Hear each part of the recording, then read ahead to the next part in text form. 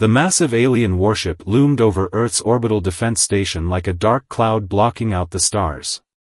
Captain James Walker stood at the command center window, his weathered face reflecting in the reinforced glass as he watched the Dominion vessel position itself for what they probably thought would be an easy victory. After all, humanity was supposed to be the weakest species in the galaxy, or so the Empire had always believed.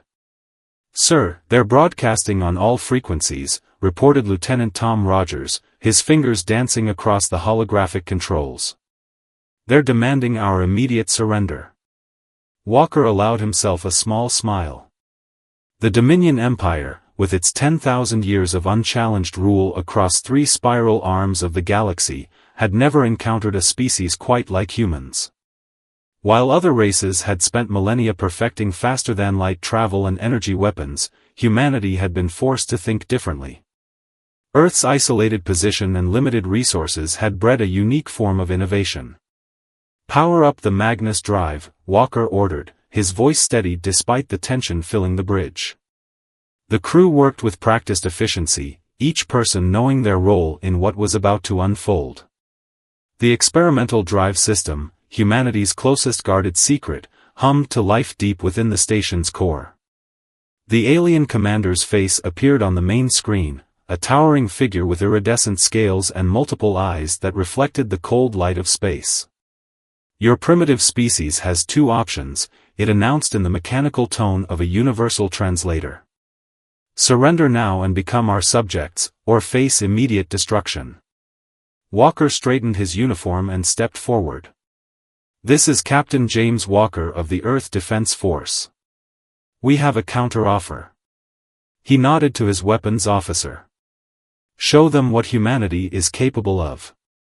The Magnus drive reached full power, creating a ripple effect that distorted the very fabric of space around the station. The alien vessel's shields, designed to stop energy weapons and kinetic impacts, proved useless against this new form of attack. The space around their massive warship began to twist and fold like paper in an invisible wind. The alien commander's expression shifted from confidence to confusion, then to the first hints of fear their species had probably felt in centuries. What is this technology?" The transmission crackled with interference as the Magnus drive's effect intensified.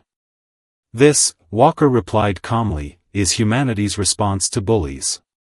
We don't surrender, we innovate." The Dominion warship's hull groaned under forces it was never designed to withstand. Sections of its outer armor began to buckle and tear, not from any direct attack, but from the very space around it being manipulated in ways the Empire's scientists had never thought possible.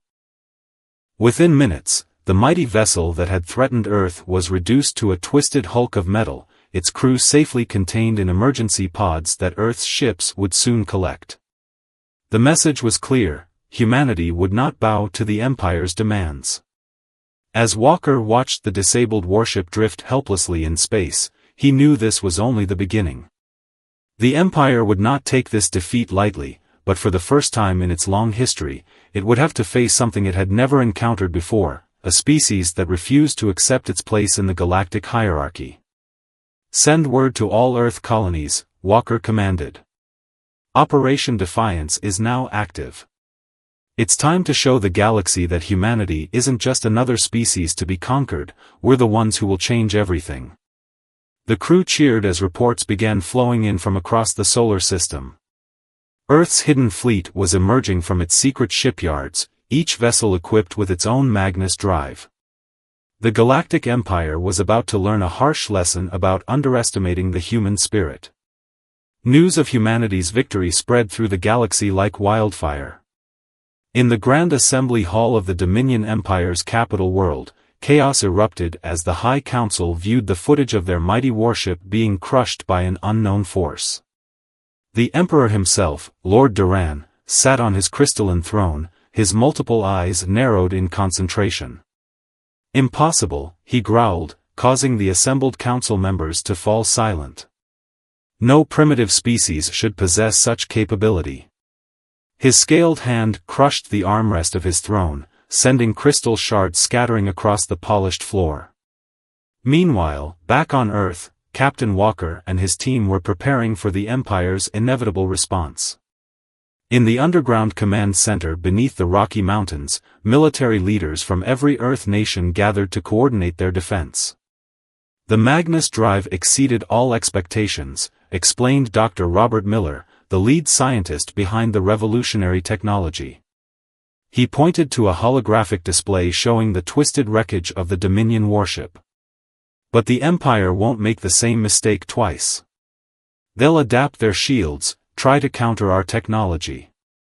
General Maria Torres, commander of Earth's Combined Defense Forces, stepped forward. Then we'll need to strike first. The element of surprise is our greatest advantage. She gestured to a star map showing key Empire installations. Our hidden fleets are ready. We've identified their most vulnerable supply lines and military bases. Walker studied the map, remembering the alien commander's face when the Magnus drive activated. The Empire has ruled through fear for 10,000 years, he said. Now it's their turn to be afraid. Across the solar system, humanity's secret shipyards revealed themselves. From the ice caves of Europa to the hidden bases in Mars's ancient volcanoes, warships emerged by the dozens. Each vessel represented years of careful preparation, built in absolute secrecy while the Empire thought Earth was just another primitive world to be conquered. The largest of these ships, the EDF Prometheus, rose from its concealment beneath the Pacific Ocean. Its hull gleamed with advanced stealth plating, and its Magnus drive core pulsed with enough power to reshape space itself. Commander Lisa Hayes stood on its bridge, watching as her crew prepared for humanity's first offensive operation. All systems are green, reported her first officer, Jack Wilson. The improved Magnus drive is stable and ready for deep space operations. Hayes nodded, her expression determined. The Empire thought we were weak because we didn't follow their technological path. They never understood that isolation made us stronger, forced us to think differently. She opened a channel to all Earth ships. This is Commander Hayes. Operation Defiance is entering Phase 2. All vessels, prepare for FTL jump. Back in the Empire's capital, Lord Duran received increasingly disturbing reports. Human ships were appearing throughout Empire space, using their strange technology to disable military installations without destroying them. They weren't just fighting back, they were showing mercy, something the Empire had long considered a weakness. My lord, one of his advisors stammered, the humans, they're offering safe passage to civilian ships. They're evacuating our colonies before attacking our military bases. The people, they're beginning to question our rule. Duran's rage was terrible to behold. In 10,000 years of Empire history, no species had ever dared to challenge their dominance this way. Worse still, the humans were winning not just through superior technology, but through actions that made the Empire look like the barbaric ones. Launch the entire fleet, Duran commanded, his voice echoing through the hull. Every ship, every soldier. I want humanity crushed before this infection of defiance spreads further. Little did he know, this order was exactly what Earth's leaders had been waiting for. As the Empire's massive fleet gathered for their counterattack, Captain Walker and his fellow commanders prepared to unveil the true power of human innovation, and the Magnus drive was just the beginning. The massive Imperial fleet assembled at the edge of human space, their ships forming a wall of metal that stretched for thousands of kilometers. 10,000 warships, each one larger than Earth's biggest cities, prepared to crush the upstart human rebellion. But humanity had one advantage the Empire couldn't comprehend, the power of deception.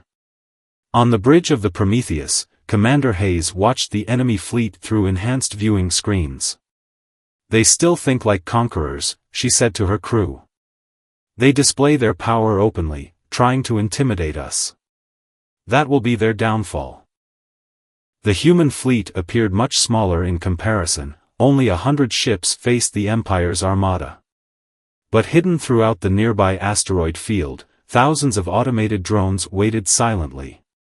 Each one carried a miniaturized Magnus drive, ready to activate on command. Captain Walker's voice came through the secure channel from Earth Command. All ships, execute Operation Honeypot. Show them what happens when they underestimate human creativity. The Imperial Fleet's commander, General Voss, watched the tiny human formation with all four of his eyes. Pathetic, he announced to his bridge crew. They send such a small force against us. Perhaps they've finally realized the futility of resistance. The human ships advanced slowly, seemingly prepared to engage in traditional space combat.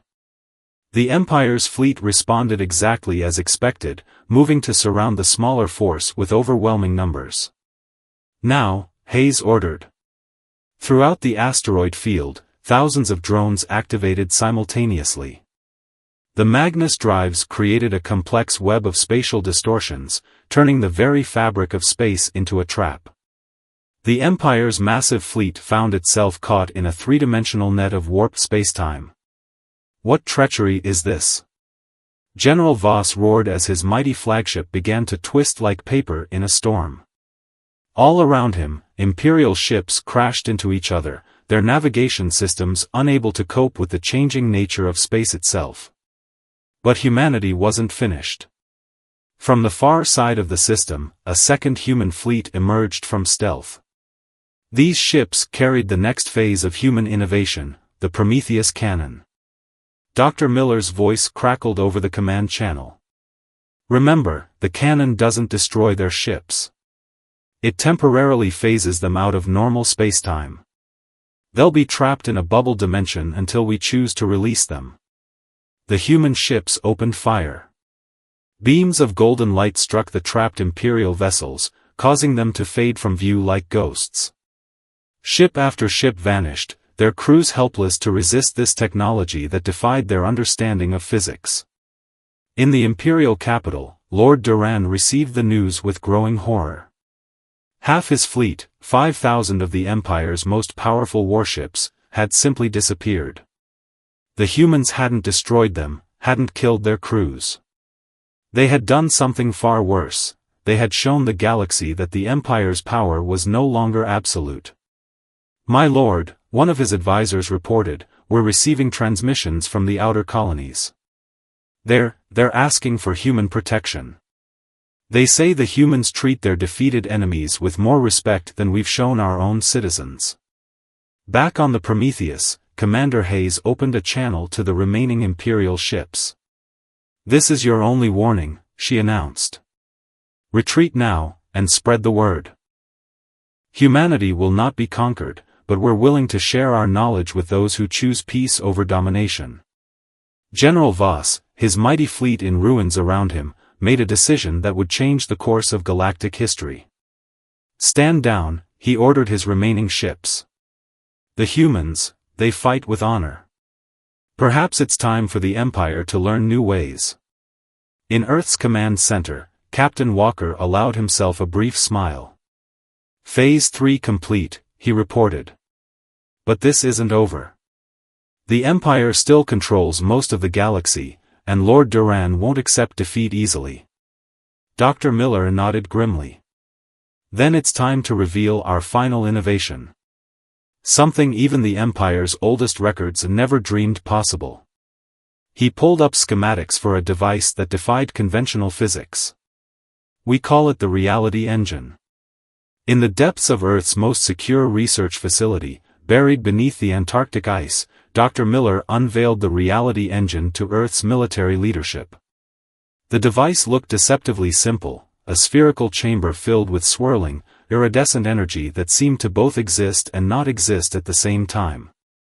The Magnus drive taught us how to bend space, Miller explained, his voice filled with barely contained excitement. The Prometheus cannon showed us how to phase matter between dimensions.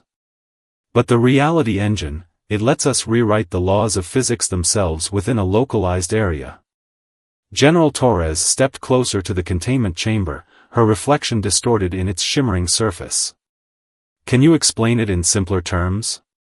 Imagine being able to decide what rules govern reality itself, Miller replied. Within the engine's influence, we could make energy weapons useless, prevent faster-than-light travel, or even change how gravity works. We can level the playing field against any technological advantage the Empire might have. Meanwhile, in the Imperial capital, Lord Duran faced growing unrest. More colonies were pledging allegiance to Earth, attracted by humanity's combination of advanced technology and ethical warfare. The Empire's iron grip on the galaxy was slipping. The humans must be hiding something, Duran raged to his remaining advisors. No species develops this quickly without outside help. Search the ancient records. Find out what power they've discovered. But humanity's greatest advantage wasn't found in any ancient text, it came from their unique perspective. Centuries of isolation had forced humans to think differently, to solve problems in ways the Empire had never considered. On the Prometheus, Commander Hayes received the first prototype of the reality engine. The device was integrated into the ship's systems, its swirling energy core pulsing in harmony with the Magnus drive. All readings are stable, reported Jack Wilson, monitoring the integration process. The engine is ready for field testing. They didn't have to wait long. Long-range sensors detected a massive Imperial strike force approaching from the core worlds. This wasn't just another fleet, it was the Empire's legendary Guardian Armada, ships that had protected the throne for thousands of years. They're using technology we've never seen before, Walker reported from Earth Command. Ancient weapons from the Empire's golden age. Our standard defenses might not be enough. Hayes studied the tactical display, watching the Guardian Armada approach. These ships wielded weapons that could tear apart planets, protected by shields that had never been breached in 10,000 years of service. That's exactly why we built the reality engine, she replied. Time to show them that humanity's greatest weapon isn't our technology, it's our ability to change the rules of the game itself.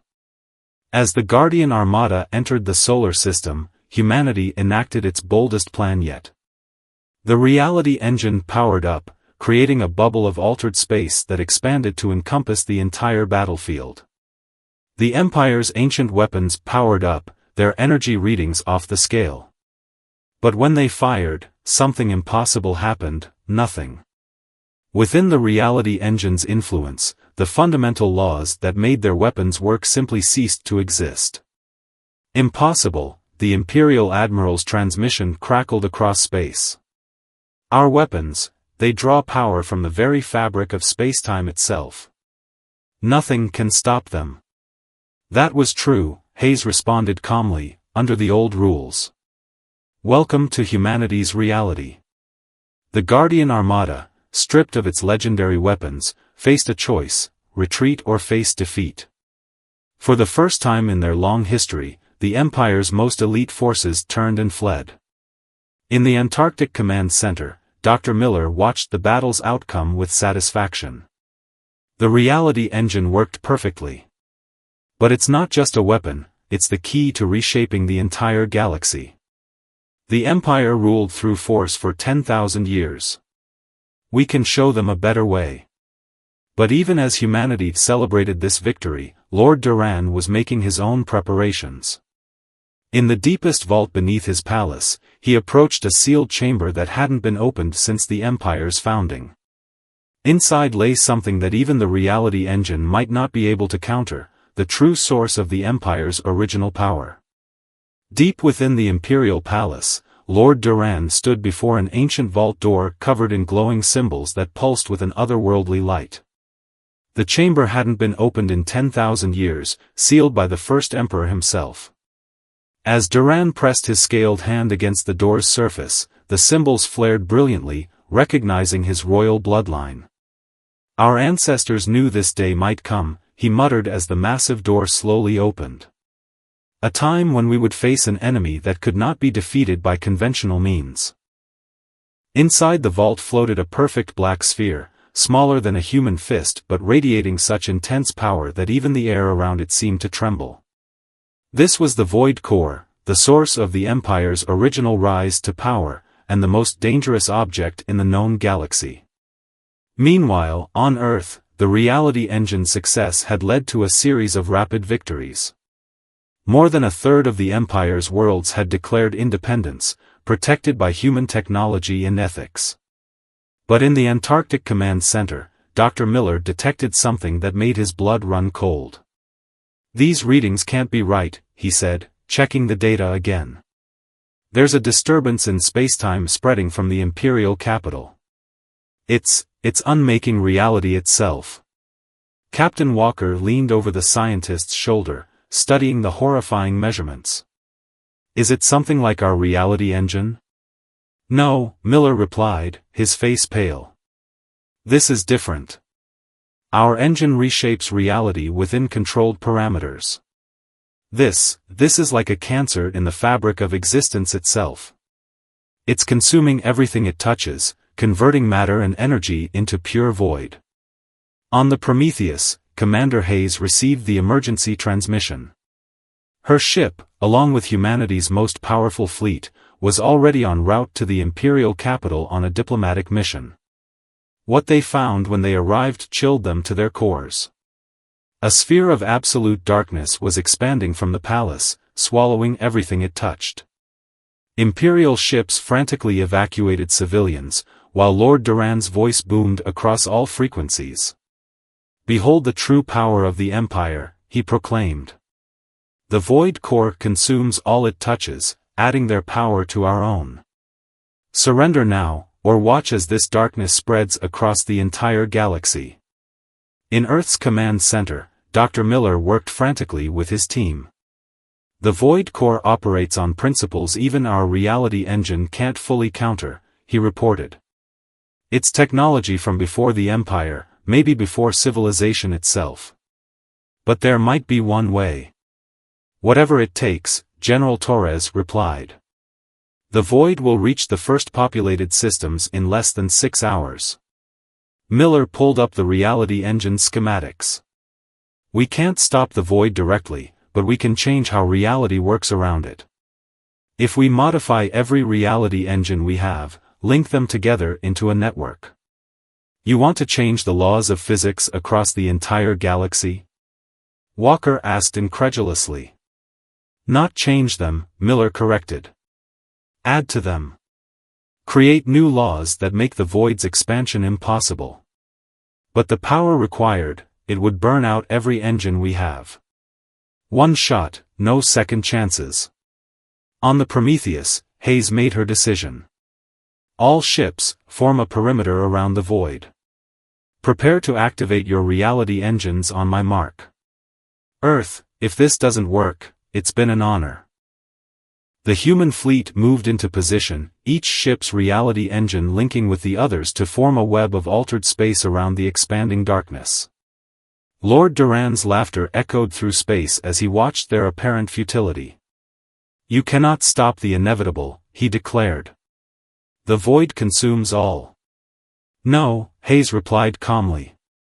"Humanity is about to show you something even your ancestors never dreamed of, the power to write new laws into the foundation of reality itself." As the Void reached toward the human ships, every reality engine activated simultaneously. Space itself seemed to shudder as new fundamental laws were woven into existence. The fleet would have one chance to save not just humanity, but every living being in the galaxy. And deep within the Void, something ancient and terrible began to stir, as if sensing a worthy opponent for the first time in countless millennia. The combined power of humanity's reality engines tore through space like lightning, creating a web of golden energy around the expanding Void. On the Prometheus's bridge, Commander Hayes watched as new laws of physics took hold, fundamental changes rippling through the fabric of reality itself. But the Void fought back. Where the new laws touched the darkness, reality itself screamed in protest. The Void Core's ancient power refused to be constrained, pushing against humanity's innovations with the weight of countless eons. "The engines are at critical levels," Jack Wilson reported, his hands flying across the controls. "We're losing containment." In the Antarctic Command Center, Dr. Miller watched the readings with growing horror. The Void isn't just darkness, he realized. It's alive. The core is some kind of living entity that feeds on reality itself. Through the darkness, Lord Duran's laughter echoed with a strange harmonics, as if something else was laughing with him. His voice had changed, becoming deeper, more ancient. Did you think your species was the first to try containing us? We are the end of all things, the hunger that devours universes. We gave the Empire its power, and now we will take back what is ours. Captain Walker's voice cut through the command channel.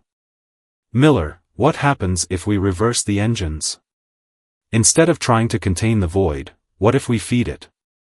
That's suicide. Miller protested. The power feedback would overload it, Walker finished. Everything has limits, even something that eats reality itself. Hayes, can your fleet handle one last push? On the Prometheus, Hayes understood the plan immediately. All ships, reverse reality engine polarity. Don't fight the void, give it everything we've got. The human fleet's reality engines changed frequency, no longer trying to contain the darkness but instead pumping raw power into it. The void swelled eagerly, greedily consuming the energy, but something was wrong. Inside the Imperial Palace, Lord Duran felt the change first. The void core in his hands began to vibrate, its perfect surface showing cracks for the first time in 10,000 years. No, impossible. You cannot comprehend what you're dealing with. But humanity had learned something the Empire never had. Sometimes the best way to win wasn't to fight power with power, but to give an enemy exactly what it wanted until it destroyed itself. The void's expansion accelerated exponentially, far faster than its ancient consciousness could control. Where before it had consumed reality with purpose, now it gorged itself mindlessly on the reality engine's output, swelling like a balloon about to burst. Energy readings are off the scale. Miller shouted. The void's consuming power faster than it can process it. Hayes watched as cracks of golden light appeared in the darkness, reality itself beginning to tear through the overtaxed void. All ships, emergency jump. Get clear of the blast radius. The human fleet engaged their Magnus drives, warping away just as the void reached its breaking point. With a silent flash that briefly outshone the Imperial sun, the ancient darkness imploded, taking the void core and Lord Duran with it. In the aftermath, the Imperial Palace was gone, replaced by a sphere of perfectly normal space.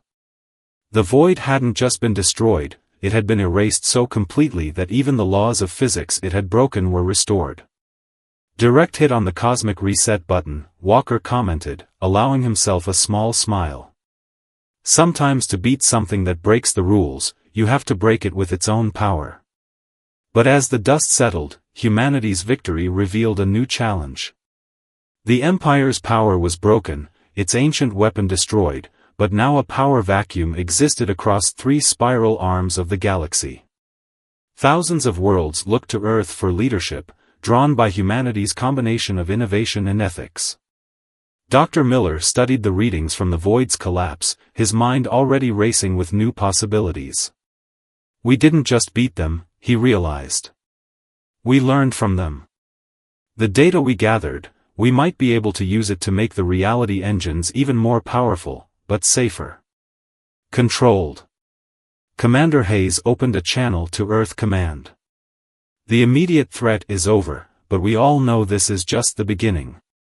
The real question is, what do we do with all this power now that we have it? 6 months after the Void Core's destruction, Earth's Antarctic Command Center hosted an unprecedented gathering. Representatives from over 10,000 worlds filled the holographic assembly hall, their diverse forms a testament to the galaxy's rich variety of life. Captain Walker stood at the central podium, flanked by Commander Hayes and Dr. Miller, ready to unveil humanity's vision for the future. The Empire ruled through fear for 10,000 years, Walker began, his voice carrying to every corner of the vast chamber. They hoarded their technology, used their power to dominate rather than uplift. Today, we choose a different path. Dr. Miller stepped forward, activating a holographic display of the modified reality engine. We've refined our understanding of the technology that helped us defeat the Void. But unlike the Empire, we're sharing this knowledge with everyone. The assembled aliens murmured in surprise. Such openness with advanced technology was unheard of in galactic history. Commander Hayes raised her hand for silence. But this gift comes with responsibility, she explained. We're not simply handing over raw power. We're creating a galactic science council, where representatives from all worlds can work together to advance our understanding safely and ethically. On the Prometheus, now serving as a mobile training center, Jack Wilson supervised the first class of alien engineers learning to operate reality engine technology. The key isn't just understanding how it works, he told his diverse students, but knowing when and why to use it. The former Imperial worlds were transforming rapidly. Where once stood monuments to the Empire's power, new research centers and educational facilities emerged. Humanity's approach to technology and innovation spread like wildfire across the galaxy, inspiring countless species to explore their own unique paths to advancement. General Torres, overseeing the transformation of the former Imperial military, made perhaps the most significant change. The new Galactic Defense Force won't serve any single species or government, she announced to the Assembly. Its sole purpose is to protect and preserve the freedom of all sentient beings. But humanity's greatest victory wasn't in military power or technological advancement. In the rebuilt Imperial capital, now renamed Unity City, former Empire citizens worked alongside humans and other species in a grand experiment in cooperative governance. The Empire believed power came from control, Walker observed, watching alien children playing in parks where execution grounds once stood. They never understood that true strength comes from working together, from combining different perspectives and ideas. Dr. Miller's team made another breakthrough in their study of the Void's remains. The ancient power wasn't evil in itself, he explained to the Science Council. It was the Empire's use of it that caused the problems. With proper understanding and respect, even the most dangerous forces can be harnessed for good. The Prometheus embarked on a new mission, leading a fleet of exploration vessels from various worlds. Their goal wasn't conquest or domination, but discovery and understanding. Commander Hayes stood on her bridge, watching ships of all designs and origins working together in perfect harmony. We didn't just change the galaxy's power structure, she reflected. We changed how people think about power itself. In the final session of the Galactic Assembly, Walker presented humanity's ultimate gift to the galaxy, a new constitution based on principles of cooperation, innovation, and ethical progress. As representatives from thousands of worlds signed the document, the ancient chamber echoed with hope rather than fear. The Empire asked what humanity could do, Walker concluded his address. But the real question was always what we could all do together. The galaxy doesn't need another empire. It needs a family. As the assembly dispersed, Dr. Miller approached his old friend with a smile. You know, there's still so much we don't understand about reality, about the universe itself. That's exactly the point, Walker replied, watching the diverse crowd of aliens and humans mingling freely. We're not meant to have all the answers. We're meant to find them together. And so, a new age began. Not an age of empires and conquest, but one of discovery and cooperation. Humanity had done more than defeat an ancient power, they had shown the galaxy a better way to wield power itself. The stars no longer symbolized barriers between species, but bridges waiting to be built. The story of humanity's rise would be told across the galaxy for generations to come, not as a tale of military might, but as proof that innovation, ethics, and cooperation could overcome even the darkest forces in the universe.